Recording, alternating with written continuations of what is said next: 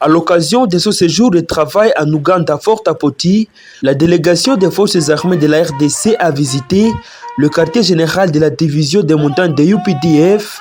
Les généraux-majors Bruno Mantevu et Nyembo Abdallah, respectivement commandant des opérations Sokola Ingra Nord et commandant des opérations militaires en province de l'Ituri, ont procédé à la visite de l'hôpital militaire de UPDF de Fort Apoti, où sont pris à charge les militaires congolais et ougandais blessés sur la ligne de front dans le cadre des opérations Shuja menées conjointement en RDC par les armées de ces deux pays. Parmi ces militaires figurent ceux blessés lors des offensives à Mangouré-Djipa, dans les territoires de Lubero et d'autres territoires de Mambasa. Leur santé n'est plus à craindre et ils vont bientôt regagner leur domicile, affirme le docteur militaire, le lieutenant André Bakadjika, médecin de l'unité médicale d'intervention rapide des FARDC dans les opérations Sokola en Grand Nord.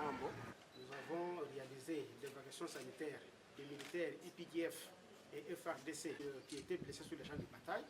Nous les avons pris en charge et par après nous sommes allés à Mangourjipa où il y avait eu des contacts. Nous avons évacué des militaires IPDF blessés de guerre. Il y avait deux qui avaient des lésions graves.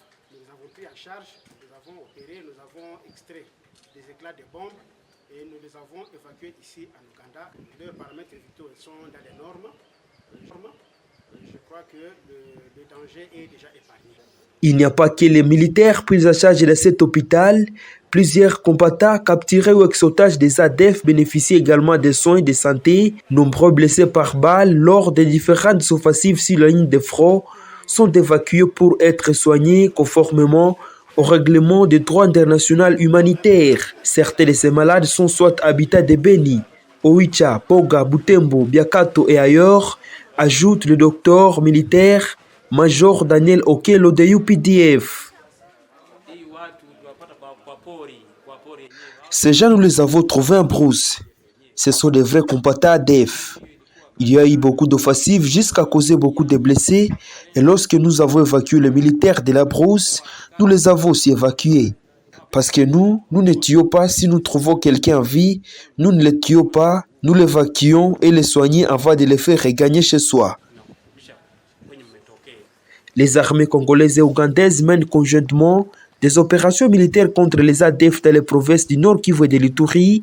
Ces opérations sont saluées par les deux armées qui notent des avancées significatives sur terrain pour le rétablissement de la paix.